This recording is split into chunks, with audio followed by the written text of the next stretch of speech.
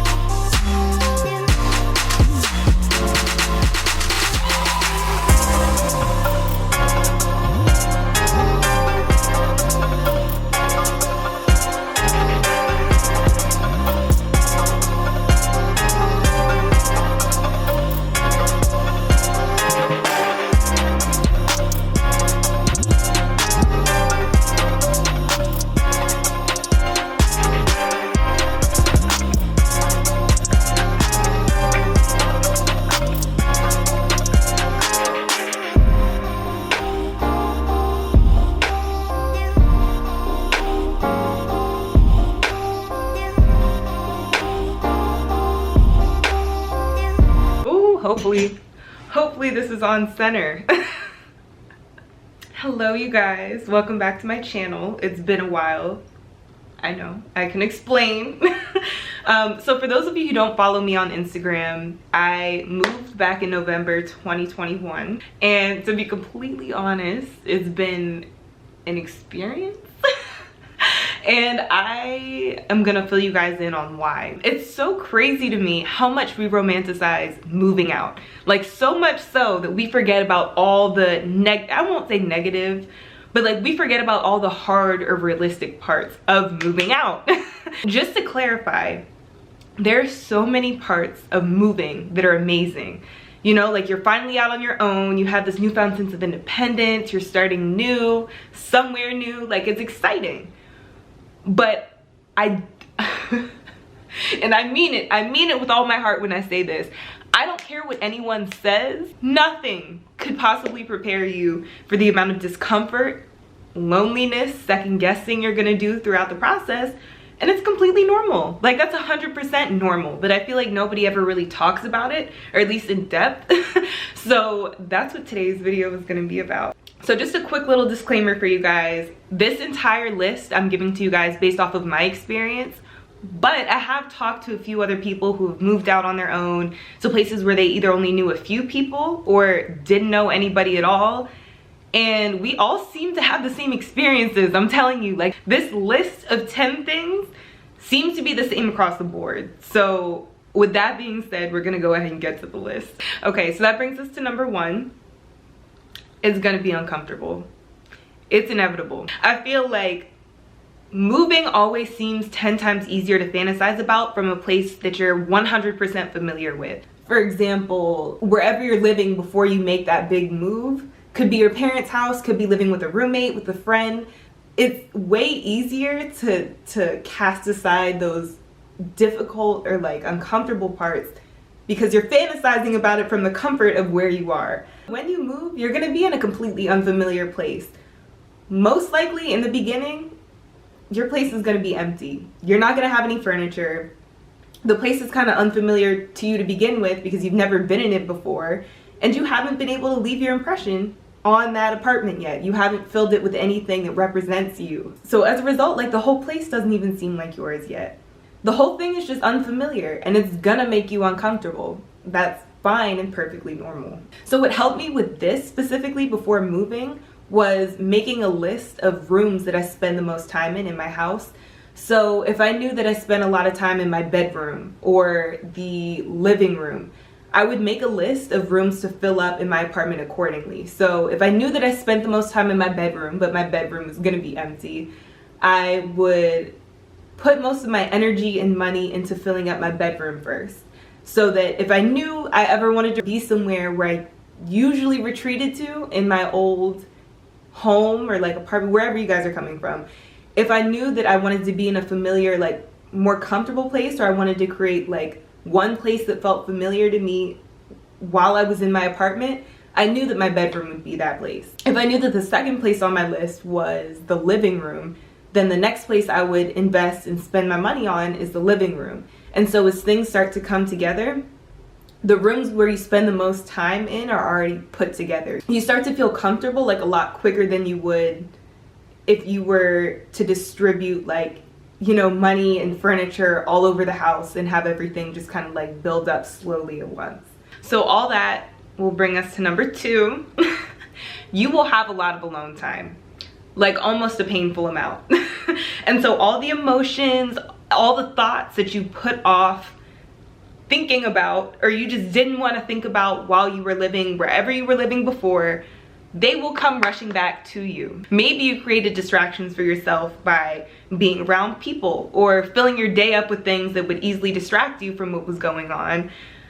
Maybe you didn't even intentionally try to distract yourself. You were just busy 24/7 and did not have time to like think about or process those things. You'll think about them now, I promise you. And that's not to scare you at all. Like all the emotions, everything that you put off thinking about before is gonna come rushing to you, as they should.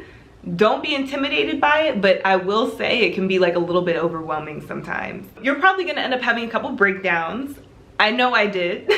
But at the end of the day, like it helps. Like it's almost like the purging of emotions. You have to process it at some point, because I'm honestly a firm believer in the fact that like if you don't fully process through emotions, they're not gonna go away. You may be able to stuff them down a little bit more, but they're never gonna go away.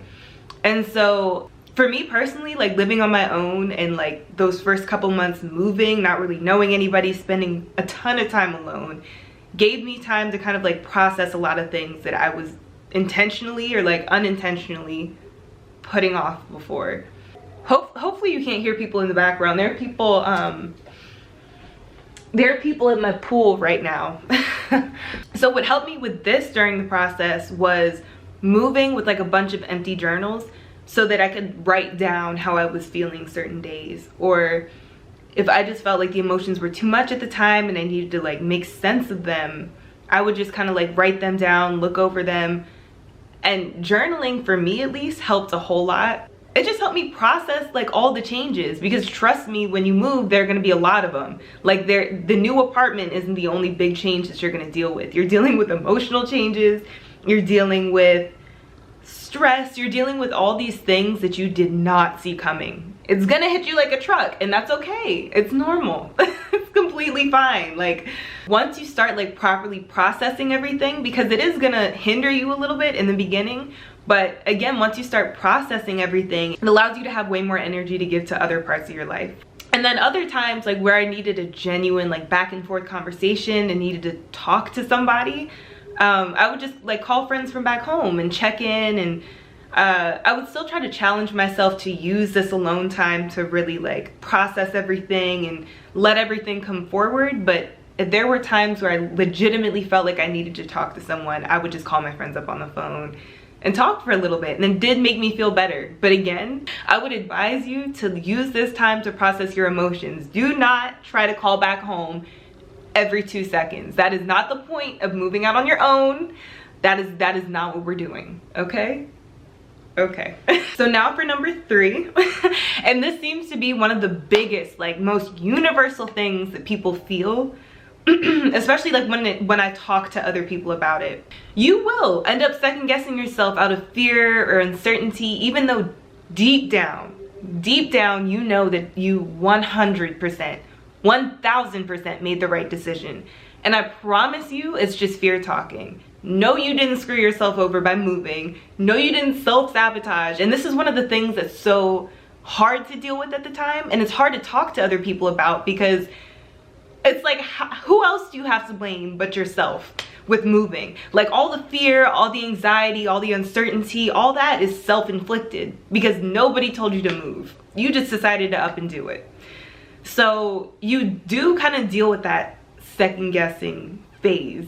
And so the funny thing is, whenever we jump out of our comfort zones, there's like this crazy urge to go back to the comfort zone where we didn't experience a single unpleasant feeling. It's actually crazy how your mind will play games on you or like tricks on you to get you to shrink back into your old situation. We don't do that. You moved. You moved to grow. You moved to experience new things. It's gonna be uncomfortable by default. So we're not doing that. We're not shrinking back into old situations. We can observe those thoughts and let them go ahead and pass, but we don't, we're not surrendering to them at all. Don't do that. You're allowed to second guess because that's just part of the process, but don't actually give in to the second guessing because you know you made the right decision. You wouldn't have made the decision if you didn't think it was good for you in some way. Because this is one of those topics that I know people go back and forth with, there are two major things that I know at least 3 people need to hear. Okay? You gave yourself, or you're deciding to give yourself the gift of a new beginning. And it's completely okay if you're now realizing that it's gonna be way more challenging than you thought. It's fine, like you're growing, you're getting out of your comfort zone, it's supposed to be uncomfortable. And I always say that if you're not feeling some degree of positive fear, you're not doing what you can, or at least the most you can, to get out of your comfort zone. You're still kind of settling. And I'm still learning this too. Like I tell myself this all the time because I still do have periods where I kind of second guess and I'm like, did I make the right decision? Even though, like I said, deep down, you know you did. But it's important to like keep having repeated experiences with like feeling positive fear because eventually you get used to that feeling. You get familiar with the feeling. You don't ever get comfortable with it, I don't think. But the more familiar it feels to you, you'll know that like even though you feel it, you're still taking steps in the right direction. Number 4. Did I put up 4? Hopefully. But I need like a mic to shout this to people. I'm talking to myself when I say this too. We're not in college anymore. So if you want to meet people, you actually have to put in effort. And I know that sounds like self-explanatory to a lot of people, or like, I don't know, but again, it's like something that people don't really think about before they move. We're not in college anymore. Your apartment complex or whatever may be full of people who are your age, but if you do not put in the effort to like meet new people and actually put in like a conscious, like a good amount of energy, don't, oh, well, I just walked around my hall today, I said hi to a couple people. No. When I say put in a conscious effort, what I'm saying is you have to make an effort to join groups. You have to get a membership somewhere. You actually have to put in a conscious effort to do these things. Meeting people at this age, you know, if you're moving for something that's not school related, meeting people who you click with and have mutual interests with, that's pretty hard. There are some people who get lucky and like meet people early on, but for the most part, like a lot of people do not make friends or don't meet people with mutual interests until months down the road. That's at least what happened to me. Some people are lucky enough to run into people like that earlier on, and it's more challenging for others. Like it really all depends. There is no like timeline you start meeting people at. So one solution I have for this that I would recommend for you guys is go ahead and join a gym if you're interested. You know, like look on Facebook, find out what you're interested in if you don't know already, and then look up groups in your area. Even it may seem kind of outdated, but Facebook groups work really well, especially when moving, and just make like an active effort to do things. I know that in Houston they have something for everybody. They have art classes, sip and paint, yoga, running groups, like bike groups. Literally anything that you're interested in, they have it. And so you just have to make that conscious effort to go and like meet new people and put yourself out there when meeting new people so that you have an easier time meeting others with mutual interests, because it's not going to be as easy as you think. Like you're already out of your comfort zone moving, so you might as well push yourself out of your comfort zone a little bit more to just meet people. I know that especially coming out of COVID, And I know we're like a year removed at this point, but it's hard for some people to go back and be social again. So when they move, it's easy for you to go into hermit mode and like not want to talk to anybody like that. But I guarantee you, like, even if you just go out and see people, it helps with that social aspect too, and not feeling as alone. And I know, because I felt it too. It can be super intimidating, but that's one of the only ways that you'll end up meeting people with similar interests. Which brings me to number 5. It's perfectly okay not to make friends right away, and chances are you won't. And I hate to say it, this isn't like a pessimistic thing at all, but the chances are, like, when you move, you're not gonna make friends right away, and that's okay. And I really want you guys to listen to this one, like, in all seriousness. It might be close to a year before you make close friends. It might be shorter, it might be longer. You never know. But please, because some people do need to hear this just to like make themselves aware of it, but do not let loneliness or like a fear of it cause you to force closeness to other people. Getting close to the wrong people is gonna have way more negative consequences in the long run than spending time alone or like temporary loneliness. You are in a phase of starting a new life for yourself in a new place. You want to fill it with as much positivity as you possibly can. So do not let anything negative into it if you can help it. Don't be afraid to be picky. You should be picky, and 100% trust your instincts with people. Especially with my women, we have very good instincts about people, about men in general. Trust them. I know you may be lonely for a little bit. I know you may just want to get out of the house. I know you may just want somebody to talk to in person. But I promise you, like, if you feel something about that person, that the vibe is off, don't let it into your life if you're second guessing it. It's not worth it. If you really want a sense of community, if you want to be around people like that, I 100% recommend joining groups, or, you know, just like going to group classes. So at least you get that sense of community without feeling like you have to let people in that you really don't want to out of fear of loneliness. So that brings us to number 6. I don't care how much time you like to spend alone, I promise you're gonna end up getting lonely at some point. And that's perfectly okay. I think we're so used to coming from a place where we know at least a few people. So even if you don't feel like going out, even if you feel like canceling those plans, and yes, I'm talking to the introverts, just because extroverts, you know you're gonna be lonely. Like that's a given because you don't know anybody. But for my introverts, even at home when you cancel plans or you know, you decide not to go out, at least that option's there. And when you move, the option's not there anymore. And so even the people who didn't go out a lot or didn't go out too much, you kind of underestimate how much weight those options hold, because when you move, you have none. You have to start all over. And so whenever I would get super lonely, or I felt like I had no one to talk to like that, you know, I was past the point of journaling and all that, I would again just call somebody from home and talk to them, because sometimes it does help to hear a familiar voice. So that brings us to number 7. There are going to be times where you feel mentally, physically, emotionally drained, fatigued, gone. Like all the energy, everything that you thought you had inside you, gone. And that's perfectly fine, totally normal, like it's okay. When dealing with huge amounts of change, stress can drain you way quicker and more often than we give it credit for. And it's something that gets better as you start to settle in, but emotional and mental exhaustion is a very real thing. So you're gonna need to let yourself rest. There's no way around it. There's really nothing else you can do but let yourself rest and do things that you genuinely enjoy by yourself, because you're not gonna have energy to give to other people. You're probably not gonna have the energy to talk to other people. So now is like the perfect time to start exploring what you like to do alone.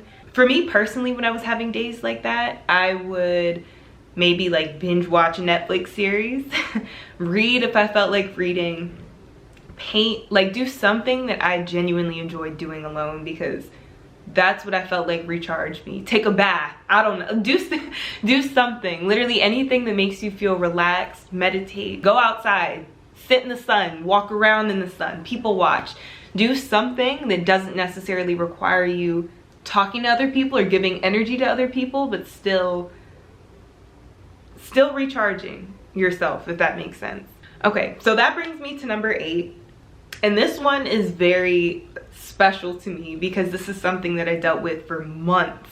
Months and months and months, actually. I only recently started feeling a little bit better about it. But it's okay not to hit the ground running. You are running on your own timeline. Do not let anyone, including social media, rush you or try to tell you where you should be. I know a lot of people also kind of like self-inflict this thing of, you should be here by now, even if you're not on social media, because I'll put this in another video, but I was off of social media for months straight and I still felt that pressure. And I didn't know where it was coming from. I was putting that pressure on myself to, you know, like once I got here, I'll give you guys a little bit of background, but all that to say, when dealing with that fatigue that we just talked about, it's easy to confuse that with laziness or like a permanent lack of motivation, when in reality, it's perfectly normal. When you are stressed out and you're dealing with a lot of change, you do not have that much energy to give to whatever else it is that you're trying to get done. So exhaustion typically happens when you're overwhelmed with change, and you just need to take your time to embrace it, because eventually it'll go away. You won't be in this stage forever. But you know, like in the time that you are, just embrace it. Enjoy the process, enjoy the moving process. You don't have to do everything at once. You don't have to be Superman, you don't have to be Superwoman. Like just chill for a little bit and let it be. You didn't lose your passion for these things. So let me give you guys like my personal experience with it. So I had a business and a YouTube before I moved. My business was up and running amazingly. I had filmed 4 64 gig SD cards worth of content before moving, and so I was expecting to like cut everything and put it up and have constant posting schedules and everything like that. And then I moved and everything just kind of went on hold. And I was so down on myself because I couldn't just move and get straight to it. I literally had no energy to give to anything other than like my moving process. You know, like the business and the YouTube, they were my absolute babies. Like if you guys have ever had, you know, like a business or like a YouTube channel, some people, you know, like it's Instagram, TikTok, whatever, those accounts and like those little things mean so much to them. And so I was so hard on myself when moving, and I shouldn't have been, because here I am literally like 7 months later, ready to give it my full attention again. And all I had to do was like stop putting pressure on myself to adjust within like the specific time frame or whatever, like just let myself go through it. And when I come back out on the other side, like I'm refreshed, I'm ready to go, like I'm ready to give it my all again. And I genuinely feel like this is a good time, like I'm ready. The things that helped me with it was, number one, like I stopped putting myself on a timeline, and number two, just acknowledging the fact that like you aren't gonna be in this phase forever. But when you move, like these are such good opportunities to get to know yourself, like the signs of exhaustion for yourself. What do you do when you're stressed? What are your habits like when you're stressed? How do you cope? Is how you're coping healthy? This is the perfect opportunity to like really look at your habits and change anything that you're not happy with, or changing anything that could possibly self-sabotage you later on when you're putting your time into this business, or you know, this YouTube channel, this Instagram account, TikTok account, Twitter, whatever you guys do, Pinterest account, I don't know. Whatever you put your time into, you're gonna need to figure out these tendencies eventually, because if not, they're gonna come back in the form of self-sabotage. So you need to like look at and observe all of these habits now. And one of the things that I just wasn't doing was giving myself grace and enough time to actually adjust to things. I was doing that to myself way before this, but for me, moving kind of put a spotlight on it and was like, if you don't fix this, you're gonna be stressed out for like the rest of your life. I don't know whether or not that's being dramatic, but there are a lot of things that I wanna get done that I would let myself get too stressed out before I actually got around to them, because I put myself on some little timeline where I thought things should be moving faster than they actually were. So, and I know a lot of people are probably wondering like, okay, well, what if I do try to dive into it a little earlier than I'm ready for? What if I'm dealing with all of this from moving and stress, but like I want to get back to it because I don't really I don't really mind. I don't really care. If you go back sooner than you're ready for, or sooner than you're mentally able to take, the chances of burnout are higher. And not being able to give anything your all is, I feel like you would be doing whatever it is that you're kind of creating. I feel like you would be doing yourself a disservice, just because if you can't give it your all, why are you doing it to begin with? Why are you giving effort that's subpar when you can honestly wait and give it your all when you're ready? I just feel like that's more worth it, you know? So just to recap, before we hit number 9, because I know this is super, super important, especially to a lot of people who have something kind of like up and running before they move. Know your passion for whatever it is did not die. You have to give it and yourself a little bit of time just to adjust, just to kind of get used to things. Because again, that's what you have to give yourself when you move. Stop trying to jump into things. If you needed somebody to tell you that, take this as your sign, because you will stress yourself the fuck out trying to get back to it the same way that you were before. Just don't. So that brings us to number 9. And number 9 is creating some type of routine will help with any type of change related anxiety, stress, whatever you're dealing with at the time. When I was dealing with like all of that discomfort, or like the highest level of discomfort after moving, implementing a routine really helped me reduce it. To me, even though I couldn't control like other areas of my life at the time, it created a sense of stability and control over everything that was going on within my apartment, or like certain things that I had going on throughout the day. Like, it just gave me a sense of control over those things, because sometimes when you move and you know, like things are happening around you and you just, I don't know, you just feel like out of place. You feel kind of out of place here for a little bit. You want to have control over something. And so a routine gives you that. And it's also like a productive way to help get yourself adjusted. All right, so the last and final, I guess, piece of advice, tip, this is like a little small thing, is that locals usually know like the best places for nightlife, eating, all that. So just don't be afraid to ask people. A lot of times, more often than not, they're happy to give recommendations. They know a lot of the low-key spots. So just don't be shy. Like, go ahead and explore. You moved to this new place for a reason. You might as well start asking locals about some of the spots, just so that you have consistent places that you can go. Ooh.